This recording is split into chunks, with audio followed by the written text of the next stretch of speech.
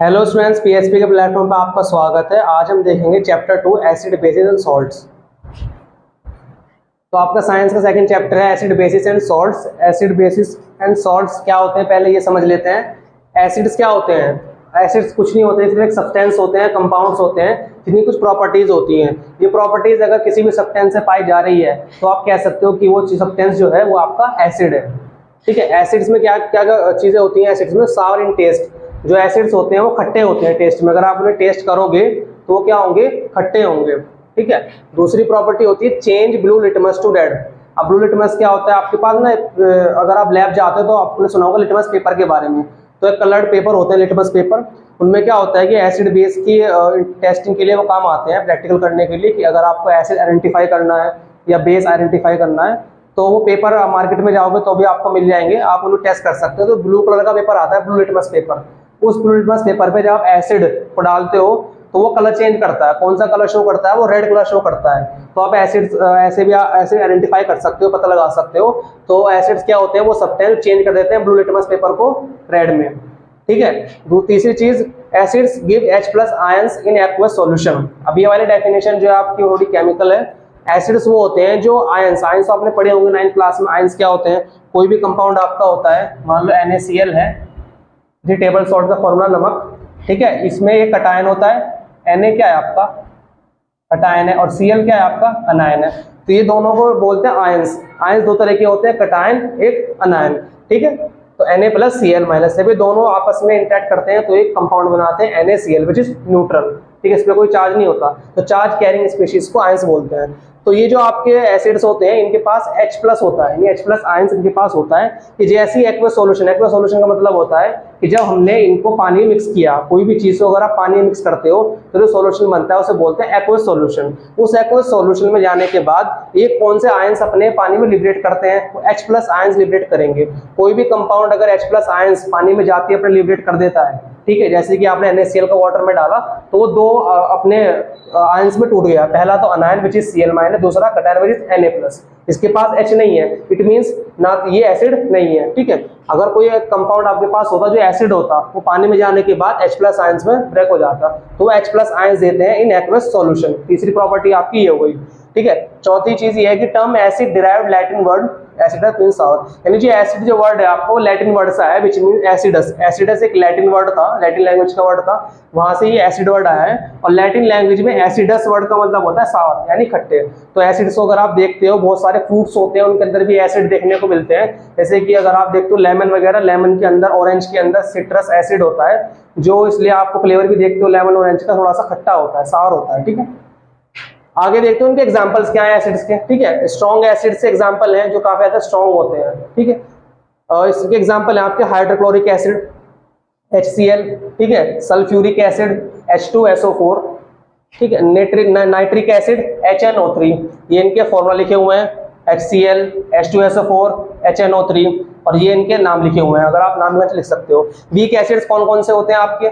Lactic acid, acetic acid, CH3COH। ठीक है। अब ये स्ट्रॉन्ग है, वीक एसिड क्यों बांटे? ये इस आधार पर डिवीजन हुआ है इनका कि इनमें से स्ट्रॉन्ग कौन सब कितनी जल्दी H+ लिबरेट कर देता है। मान लो ये जो एसिड्स हैं पानी में जाती है, एकदम से रिएक्शन कर जाते हैं, और रिएक्ट करने के बाद H+ बहुत जल्दी से पानी के अंदर छोड़ देते हैं, तो इसलिए स्ट्रॉन्ग एसिड है। ये थोड़ा टाइम लेते हैं, ये वीक एसिड थोड़ा टाइम लेने के बाद H+ कर तो देते हैं लिबरेट, लेकिन बहुत टाइम लेते हैं और बहुत ही कम क्वांटिटी में लिबरेट करते हैं। तो अगर आपने पढ़ा था कि एसिड्स में क्या होता है कि आपका H+ आयंस क्या करते हैं? ये लिबरेट करते हैं वाटर में जाने के बाद। तो आपने देखा कि यहाँ पर जितने भी एसिड्स हैं सब में क्या है? H है। H इसके पास एक है, इसके पास दो H है, इसके पास भी एक H है, और इसके पास भी एक H है। तो ये सब क्या है? ये सब एसिड्स हैं। ठीक है। अगर आप इन्हें पानी में डालते हो, फॉर एग्जांपल हमने HCl को पानी में डाला तो वो दो आयंस में जाकर लिबरेट टूट जाएगा, ठीक, ब्रेक हो जाएगा, H+ और Cl-। हमें इससे मतलब नहीं है Cl- मिला, हमें इससे मतलब है कि पानी में जाते इसने क्या दे दिया? H+ दे दिया। तो जो भी पानी में जाने के बाद या कोई सॉल्यूशन उसका बनाते हैं H+ आयंस देता है, वो क्या है? वो एसिड है। ठीक है। तो आपको एसिड समझ में आ गया होगा। सेम थिंग आपका बेस के साथ है। बेस में क्या होता है? वो सब्सटेंस जो बिटर इन टेस्ट होते हैं, जो आपके सब्सटेंस थोड़े से कड़वे होते हैं, बिटर होता है, कड़वा। अगर आप टेस्ट करोगे तो सब्सटेंस क्या होंगे, कड़वे होंगे, बिटर इन टेस्ट। दूसरी चीज सोपी इन टच, ये आपके जो सब्सटेंस होते हैं वो सोपी होते हैं टच में, यानी कि आप टच करके देखोगे बेस वगैरह को तो काफी चिपचिपे सोपी टाइप होंगे, साबुन के टाइप आपने देखे होंगे, ठीक है। आगे थर्ड पॉइंट है turn red litmus to blue, जैसे कि ये आपने देखा था कि ये ब्लू लिटमस पेपर एक इंडिकेटर्स होता है, ये इंडिकेटर्स हम आगे पढ़ेंगे एक्चुअली में क्या होता है। ये भी जैसे कि आपका ब्लू लिटमस पेपर मार्केट में मिल जाता है, ब्लू कलर का आता है, उस पर अगर आप एसिड को थोड़ा सा ड्रॉप करते हो तो वो चेंज बदल के रेड कर देता है, इसलिए उसे क्या बोलते हैं, एसिड बोलते हैं। द सेम थिंग एक रेड लिटमस पेपर भी आता है, उस पर अगर आप एसिड बेस आप ड्रॉप करते हो, थोड़ा सा बेस उस पर गिराते हो तो वो किसमें चेंज हो जाता है, वो इमीडिएटली ब्लू कलर शो करता है, वो पेपर चेंज होकर ब्लू हो जाता है। तो ये वो सब्सटेंस है टर्न कर देते हैं रेड लिटमस पेपर को ब्लू में, ठीक है। और केमिकल डेफिनेशन क्या है इनकी, देखिए OH minus ions in aqueous solution, जो आपका एक्वस सॉल्यूशन अगर आप बनाते हो, ये कौन से आयंस दे रहे थे, H प्लस आयंस, बेस क्या देते हैं, OH नेगेटिव आयंस, ठीक है। ये आपके बेसिकली अनायन होता है, कि माइनस का चार्ज है ना, अनायन होगा, ठीक है। अब इनके एग्जांपल देख लो, बेसिस के एग्जांपल क्या है आपकी, स्ट्रॉन्ग बेसिस एग्जांपल है आपका सोडियम हाइड्रोक्साइड, इसका फॉर्मूला है NaOH, पोटेशियम हाइड्रोक्साइड, इसका फॉर्मूला है KOH, तीसरा है कैल्शियम हाइड्रोक्साइड, इसका फॉर्मूला है calcium CaOH whole twice, calcium hydroxide, ठीक है। वीक बेस का एग्जांपल है आपका अमोनियम हाइड्रोक्साइड NH4OH, NH4 होता है आपका अमोनियम OH हाइड्रोक्साइड, ठीक है। अब यहाँ पर आप एक चीज नोटिस कर रहे हो कि सबके पास क्या है, OH है, OH, इसके पास 2 OH है, OH, तो सब में आपने एक चीज कॉमन देखी कि यहाँ पर सब कंपाउंड्स के पास क्या है, OH है, ठीक है। हमने पढ़ा था कि जो पानी में, यानी कि अगर आप पानी में इन्हें डालोगे तो आपको क्या मिलेगा, यहाँ पर सॉरी NaOH को आपने पानी में डाला तो ये दो आयंस में क्या होगा, कंप्लीटली डिसोसिएट हो जाएंगे, which is Na plus and OH negative. अब ये दोनों आयंस क्या डिसोसिएट हो गए, तो आपने क्या देखा यहाँ पर Na प्लस है, हम काम नहीं हमें कहा OH माइनस है, तो OH माइनस इसने पानी में दिया तो ये क्या हो गया, ये बेस हो गया। तो इसलिए आप बेस की डेफिनेशन, वो सब्सटेंस जो पानी में जाने के बाद OH माइनस देते हैं तो वो क्या हो गए, आपके बेस हो गए। या वो सब्सटेंस जो पानी में जाने के बाद H प्लस लिबरेट करते हैं वो क्या हो गए, एसिड्स हो गए, ठीक है। और अगर टेस्ट की बात करें, ये सावर होते हैं, ये बिटर होते हैं, ठीक है, सोप इन टच होते हैं, ठीक है। और ये तुम्हारा क्या है, ब्लू लिटमस पेपर को रेड कर देते हैं, वो रेड लिटमस पेपर को ब्लू कर देते हैं, उल्टा है एकदम, ठीक है। और अब देख लेते हैं अल्कली, अल्कली का यहाँ पर पॉइंट आता है, अल्कली क्या, अल्कली कुछ नहीं होते हैं, अल्कली भी बेस ही होते हैं, ठीक है। और कौन से बेस होते हैं, लेकिन वो बेस सोल्यूबल वाटर में, कोई भी बेस अपने, हर बेस आपका वाटर में सोल्यूबल नहीं होगा, ठीक है। हमें पता है H प्लस आयंस दे देते हैं, लेकिन हर बेस को आप वाटर में डाल के चेक नहीं कर सकते, हमारे पास और ही मेथड्स हैं, फिर हम पता कैसे लगाएंगे बेस है, उसके अलग मेथड्स हैं, ठीक है। लेकिन अगर आप जो बेस आपका वाटर में जाने के बाद माइनस दे रहा है, इट मींस वो क्या है, वाटर में सोल्यूबल है। और वो सारे सोल्यूबल बेस, मैक्सिमम बेस आपको सोल्यूबल ही होंगे, वो सारे सोल्यूबल बेस कहाँ जाते हैं, अल्कली में आ जाते हैं। तो वो बेस जो आपका वाटर में सोल्यूबल है, यानी वाटर में जाने के बाद OH माइनस दे देगा आसानी से, बहुत इजीली, तो वो क्या होगा, आपका वाटर सोल्यूबल बेस हो गया। और उसी वाटर सोल्यूबल बेस को एक नया नाम दे दिया गया, अल्कली, ठीक है। अल्कली वैसे कुछ नहीं, बेस ही होते हैं, ठीक है। इस एग्जांपल वही है NaOH, KOH, सोडियम हाइड्रोक्साइड और पोटेशियम हाइड्रोक्साइड, ठीक है। अब आपको एसिड समझ में आ गया क्या होता है, बेस समझ में आ गया क्या होता है। अब देख लेते हैं सॉल्ट्स क्या होते हैं, ठीक है। Compounds formed from reaction of acid and base. अब एसिड और बेस की हमने क्या करा दी, रिएक्शन करा दी। इन दोनों की रिएक्शन कराने के बाद हमको कुछ प्रोडक्ट मिला, उस प्रोडक्ट को हमने क्या बोला, सॉल्ट बोला। तो कोई भी एसिड बेस की रिएक्शन होती है या उनसे जो कंपाउंड बनते हैं वो क्या होता है, सॉल्ट बनता है, ठीक है। For example NaCl, KCl, sodium chloride और पोटेशियम क्लोराइड। सोडियम क्लोराइड से टेबल सॉल्ट भी बोलते हैं, यहाँ पे घरों में होता है नमक, ठीक है। तो सॉल्ट, अच्छा ये रिएक्शन कैसे बनी, फॉर एग्जांपल हम देखते हैं। मान लो हमने यहाँ से ले लिया आपका एसिड HCl हमारे पास क्या है, एसिड है, ठीक है। फिर हमने इसके रिएक्ट किससे कराई, बेस क्या है हमारा, NaOH एग्जांपल ले लिया हमने, तो ये एक एसिड हो गया, ये क्या हो गया, एक बेस हो गया, ठीक है। अब दोनों की जब रिएक्शन हुई तो आपको पता है रिएक्शन में मैक्सिमम क्या होता है, इंटरचेंज ऑफ आयंस होता है। ये आपके H चले जाते हैं OH के पास, ये लाएगा आपका इसके पास, ठीक है। तो ऐसे क्या हुआ, आपका H से OH चला गया, यानी कि यहाँ पर क्या बन गया, HOH बन गया प्लस NaCl बन गया। और NaCl क्या है आपका, नमक है, विच इज सॉल्ट है, ठीक है। तो ये HOH को आप लिख सकते हो H2 वाटर। तो जब आपने देखा कि एसिड बेस रिएक्शन जब हुई तो यहाँ पर क्या बना, यहाँ पर वाटर बना और NaCl सॉल्ट बना। तो जब भी आपने देखा कि वो कंपाउंड्स जो एसिड बेस के रिएक्शन से फॉर्म होंगे उन्हें क्या बोलेंगे, उन्हें सॉल्ट बोलेंगे। तो ये वाटर तो आपका लिबरेट हो गया, अलग हो गया वाटर, ठीक है। हमारे पास नया कंपाउंड बना वो क्या बना, NaCl, विच इज नमक। तो सॉल्ट आपके कौन से कंपाउंड्स होते हैं, वो कंपाउंड्स होते हैं जो एसिड बेस की रिएक्शन में बनते हैं, ठीक है, फॉर्म होते हैं। ये मैंने बता दिया कैसे आपने एसिड एग्जांपल लिया बेस का। इस तरह से आप किसी भी एसिड का और बेस एग्जांपल ले सकते हो और उन्हें रिएक्शन करा के उनसे अलग अलग बेस बना सकते हो। जैसे KCl हमने क्या लिया होगा, KCl में जो हमारा बेस होगा वो क्या होगा, पोटेशियम हाइड्रोक्साइड होगा। तो आप जो जनरली देख सकते हो कि जो आपका ये कटायन है Na और K, ये सब कहाँ से आ रहे हैं, ये बेस से आ रहे हैं, ठीक है। और जो Cl है, अनायन है, वो कहाँ से आ रहा है, वो आ रहा है आपका एसिड से, क्योंकि आपको पता है कि H जो है आपका, ये H+ जो आयंस इन्होंने लिबरेट किए वाटर में, इन्होंने OH- वाटर में जाके दिए, तो H और OH मिलकर वाटर बना लेता है। अब जो चीज बची अलग से वो कंपाउंड बना लेती है। फॉर एग्जांपल H पानी में चला गया तो उसने H+ आयंस पानी में जाके लिबरेट किए, OH- किए, इन दोनों ने मिलके वाटर बना लिया, Cl इसका बच गया, Na उसका बच गया, तो NaCl बन गया, ठीक है। वो एग्जांपल हमने बता दिया। तो सॉल्ट्स आपके समझ में आ गए क्या होते हैं, एसिड बेस। जनरल इंट्रोडक्शन था आपका एसिड बेस एंड सॉल्ट्स का। और आगे ये दो टर्म्स और आती हैं आपकी, आगे आप चैप्टर पढ़ेंगे, दो टर्म्स आपको परेशान करेंगे, कंसंट्रेशन और डाइल्यूशन। कंसंट्रेशन क्या होता है, कंसंट्रेशन वो होता है कोई भी अगर हम रिएक्शन कर रहे हैं, एसिड बेस की रिएक्शन हम आगे करेंगे देखेंगे, तो कोई भी रिएक्शन कर रहे हैं तो हर रिएक्शन में जरूरी नहीं कि हम एसिड जैसा हमारे पास अवेलेबल है हम वैसे इस्तेमाल कर लें। कभी कभी हमें एसिड कंसंट्रेटेड फॉर्म में इस्तेमाल करना होता है, कभी कभी डाइल्यूटेड फॉर्म में इस्तेमाल करना होता है। हम डायरेक्टली किसी भी एसिड बेस को बहुत ही कम होता है डायरेक्टली इस्तेमाल कर लें, ठीक है। ऐसे में क्योंकि एसिड बेसिस क्या होते हैं, जो एसिड बेस होते हैं आपके हाईली एक्सप्लोसिव रिएक्टिव होते हैं, वो एकदम रिएक्ट कर जाते हैं। तो इस वजह से हम क्या करते हैं, उन्हें कंसंट्रेशन कर सकते हैं या उन्हें डाइल्यूट कर सकते हैं। ये टर्म्स होते हैं कंसंट्रेशन और डाइल्यूशन। ये हम करते कैसे हैं, ठीक है। कोई भी एसिड को आपको कंसंट्रेटेड बनाना है तो उसके लिए क्या करना होगा हमें सॉरी, उसके लिए हमें more amount of acid base, कोई भी एसिड है बेस है उसका अमाउंट आपको ज्यादा लेना है, ठीक है। और आपका less amount of water, water का अमाउंट क्या लेना है, बहुत ही कम लेना है। अगर आपका वाटर का अमाउंट बहुत कम है और एसिड बेस का अमाउंट ज्यादा है तो वो आपका क्या हो गया, एसिड बेस, वो कंसंट्रेटेड एसिड या कंसंट्रेटेड बेस कहलाएगा, ठीक है। और इस टर्म को, इस प्रोसेस को बोलेंगे कंसंट्रेशन। डाइल्यूशन किसे बोलेंगे, डाइल्यूशन उसे बोलेंगे जिसमें हम इसका उल्टा कर देंगे। इसमें क्या कहेंगे, more amount of water, water की क्वांटिटी इसमें ज्यादा होगी और एसिड बेस की क्वांटिटी इसमें कम होगी, ठीक है। और जो उस एसिड बेस को आप बोलोगे डाइल्यूटेड एसिड और डाइल्यूटेड बेस, ठीक है। तो ये डाइल्यूशन के प्रोसेस में पानी ज्यादा होगा, कंसंट्रेशन में पानी कम होगा, ठीक है। तो ये टर्म्स भी आपके क्लियर हो गई हैं, एसिड क्लियर हो गया, बेस क्लियर हो गया, सॉल्ट क्लियर हो गया, ठीक है। तो इतना ये आपका जनरल इंट्रोडक्शन था एसिड बेस एंड सॉल्ट्स का। अब देखते हैं हम नेक्स्ट पेज पर। चलिए स्टूडेंट्स, अब देखते हैं इंडिकेटर्स।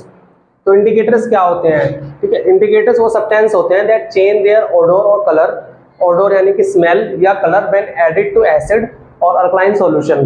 तो कोई भी आपका एसिड सॉल्यूशन है या अल्कलाइन सॉल्यूशन है, बेसिकली इंडिकेटर्स यानी नाम से पता चल रहा है कुछ इंडिकेट करेंगे। इंडिकेटर्स यानी कि आपके एसिड और बेस में आइडेंटिफाई करने के लिए कि जो आपका एसिड है या बेस है उसमें हेल्प करते हैं, ठीक है। अगर ये एसिड या अल्कलाइन सॉल्यूशन, अल्कलाइन का मतलब यहाँ पर कुछ नहीं है, बेस ही है। अल्कली पढ़ा था ना, अल्कली वर्ड से बनाए अल्कलाइन सॉल्यूशन, बेसिक, ठीक है। तो एसिडिक या बेसिक या सॉल्यूशन में अगर आप इन सब्सटेंस को ऐड करते हो तो या तो कलर चेंज कर देते हैं ये, या ऑडोर चेंज करते हैं। ऑडोर होता है स्मेल, ठीक है। जो आपकी चेंज स्मेल होती है, चेंज ऑडोर होता है, चेंज कलर होता है, उसके बिहाफ पे आप बता सकते हो कि ये जो सब्सटेंस है आपका वो एसिडिक है या बेसिक है, ठीक है। इस तरह से इंडिकेटर्स हैं, उनके टाइप्स होते हैं अलग अलग। यहाँ पर 3 टाइप्स आपकी बुक में है, बेसिकली 3 टाइप्स इंडिकेटर के दिए गए हैं, नेचुरल इंडिकेटर्स, सिंथेटिक इंडिकेटर्स और ऑल्फैक्टरी इंडिकेटर्स।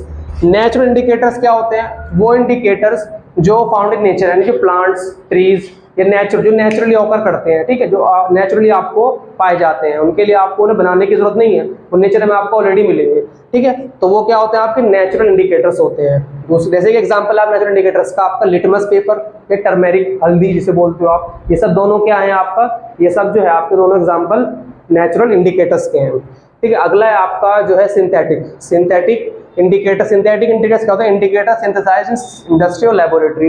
वो इंडिकेटर्स जो आपके लैबोरेटरी या इंडस्ट्री में सिंथेसाइज होते हैं उन्हें क्या बोलेंगे, सिंथेटिक इंडिकेटर्स। सिंथेटिक का मतलब मैन मेड भी होता है, जो हमने बनाए हैं अपने हाथों से, ठीक है। ये इंडस्ट्री लैबोरेटरी अपने हाथों से बनाए जाते हैं, कोई ना कोई केमिकल की फॉर्मुलेशन करके। एग्जाम्पल क्या है इसके, फिनोल्फ्थालीन और मिथाइल ऑरेंज, ठीक है, ये दोनों एग्जाम्पल है इसके। अगला है आपका ऑल्फैक्टरी इंडिकेटर्स। ऑल्फैक्टरी इंडिकेटर्स वो होते हैं जो चेंज करते हैं अपना ऑडोर या कलर जब एसिडिक या बेसिक, कोई भी एसिडिक या बेसिक मीडियम में अगर आप इन इंडिकेटर्स को ऐड करते हो तो ये अपना कलर चेंज नहीं करते, ये चेंज करते हैं सीधा स्मेल चेंज कर देते हैं ये।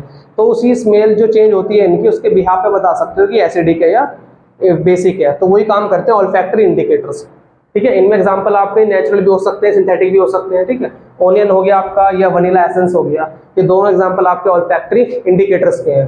ठीक है, तो आपको इंडिकेटर समझ में आ गया क्या होते हैं, उनके टाइप्स पढ़ लिया आपने, नेचुरल, सिंथेटिक और ऑल्फैक्टरी, ये इनके एग्जांपल्स लिखे हुए हैं। इन इंडिकेटर से क्या क्या एग्जांपल्स हैं। ठीक है, अब इन इंडिकेटर एग्जांपल के साथ हमने वो भी लिखा है, एसिड और बेस में ये क्या क्या कलर और स्मेल शो करेंगे।